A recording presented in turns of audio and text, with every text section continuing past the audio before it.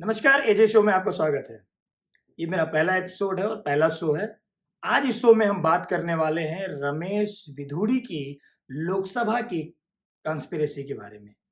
क्या हुआ था लोकसभा में जिस वजह से इतनी हाय हल्ला मची हुई है। लेकर चलते हैं थोड़ा सा पास्ट में आपको। बात करते हैं पहले रमेश विधुड़ी के बारे में। रमेश विधुड़ी जो है दक्षिणी दिल्ली के लोकसभा सांसद, भारतीय जनता पार्टी के राष्ट्रवादी विचारधारा रखने वाले रमेश विधुड़ी सामाजिक कार्यों के लिए जाने जाते हैं और पेट्रोल और गैस मंत्रालय में चेयरमैन पद पर भी कार्यरत रह चुके हैं। आए दिनों में दिल्ली में अपने राष्ट्रवादी विचारधाराओं के लिए, अपने तीखे सवालों के लिए वो जाने जाते हैं। दूसरी तरफ है जिनके साथ विवाद शुरू हुआ है, वो है दानिश अली। दानिश अली कौन है, इनके बारे में भी थोड़ा जान लेते हैं। अब बात करते हैं दानिश अली के बारे में। दानिश अली कौन है? दानिश अली भी लोकसभा के सांसद हैं। कौन सी पार्टी से? बहुजन समाजवादी पार्टी यानी मायावती के पार्टी से संबंध रखते हैं। लोकसभा क्षेत्र अमरोहा से। ये किस चीज के लिए विख्यात हैं? ये विख्यात हैं देश विरोधी अपने बोल के कारण।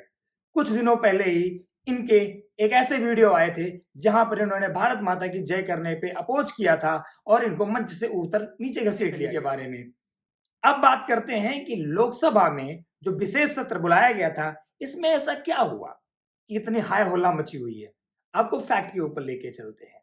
रमेश विधुड़ी जो कि भारतीय जनता पार्टी के सांसद हैं, उन्होंने लोकसभा में कुछ ऐसी बात बोली जिसपे काफी लोग को आपत्ति है। आपको सुनाते हैं उन्होंने क्या बोला। ऐसा सिरे ले रहे हैं, सिरे ले रहे हैं देश के वैज्ञानिक। ओए बड़वे, ओए ओए उग्रवादी, सिरे ले रहे हैं।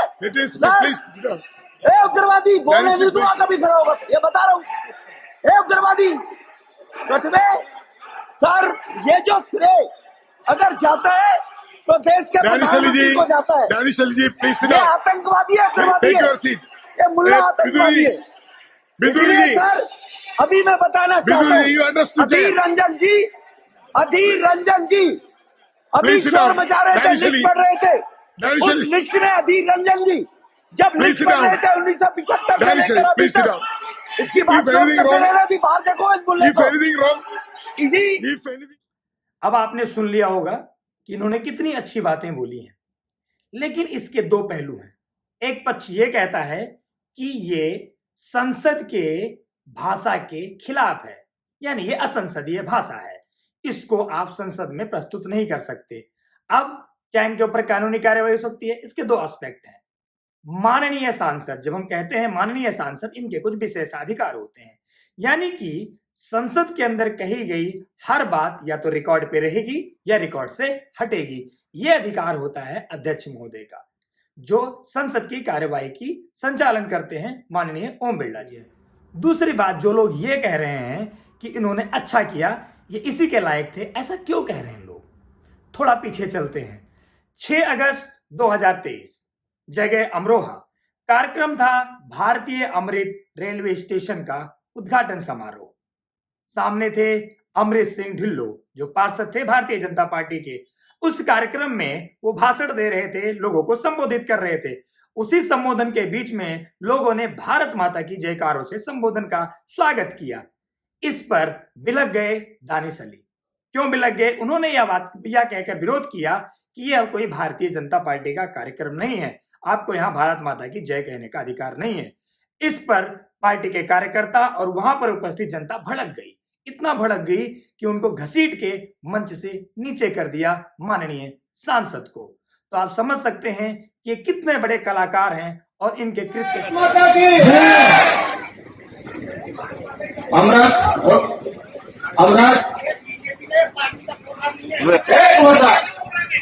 भारत माता की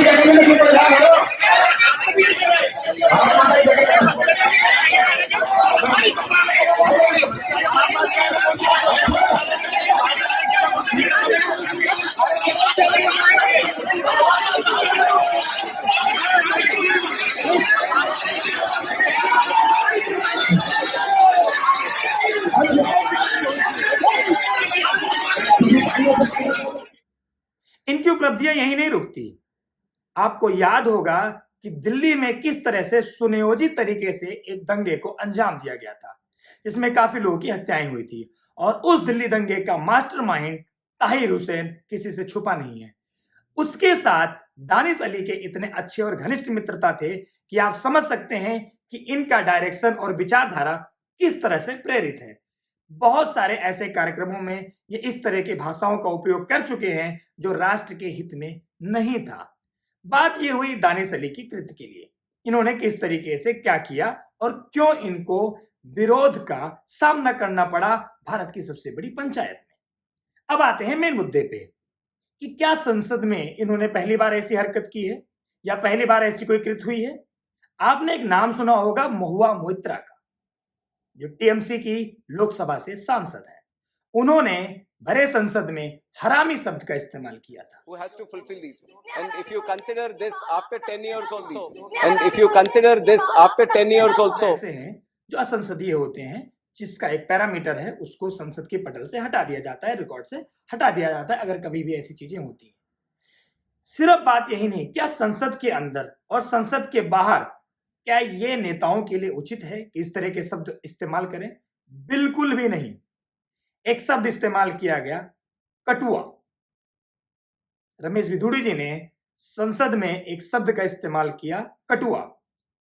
जब रमेश विधुड़ी इस शब्द को कटुआ कहते हैं तब हम सबको आपत्ति इसी तरीके से, हालांकि मैं इसका समर्थन बिल्कुल नहीं करता, लेकिन अगर वही शब्द असाउद्दीन ओवैसी जो एएमआईएम के अध्यक्ष हैं, प्रमुख हैं, जब वो कहते हैं तो क्या ये उचित है? आप खुद सुनिए क्या कहा था असाउद्दीन ओवैसी ने। और इनका जो 23% का जो हिंदुत्व का वोट है, उसको कहो कि हमने कटुओं को फंसा दिया है, वो इनका है। उसको कहो कि हमने कटुओं को फंसा दिया है, वो इनका मकसद है। सिर्फ यही नहीं, जब संसद से बाहर नेता सनातन को खत्म करने की बात करते हैं, धर्म विशेष को टारगेट करने की बात कहते हैं, वो भी उतना ही गलत है। जब एक चुनी हुई लोकसभा सांसद जब हमारे धर्म के बारे में, हमारे समुदाय के बारे में कोई बात करती है, भारत की अखंडता और प्रभुता के बारे में बात करती है और किसी तरह से गलत शब्दों का प्रयोग करती है, वो भी उचित नहीं कहा जा सकता। आपको बता दूं, महुआ मोइत्रा जी जिनके बारे में अभी मैंने बताया, उनकी एक और कथन है जब उन्होंने मां काली के बारे में, I think one's version of Kali. Kali to me is a meat-eating, alcohol accepting goddess to me. आज सिर्फ बात रमेश विधुड़ी की नहीं है, रमेश विधुड़ी जैसे तमाम सांसदों की है जो संसद में जनता के द्वारा चुनकर आते हैं और हमारा प्रतिनिधित्व करते हैं। आज का संदेश यह है कि यह किसी देश, धर्म या राष्ट्र के प्रति यदि आप सम्मान की इच्छा रखते हैं तो आपको भी उस देश, धर्म और संप्रदाय का सम्मान करना होगा। आपको दोनों तरफ से समायोजन करके समानांतर तरीके से आपको चलना होगा, तभी यह राष्ट्र हित के लिए फायदेमंद रहेगा। मिलते हैं आपके अगले एपिसोड में किसी अगले मुद्दे के साथ। नमस्कार।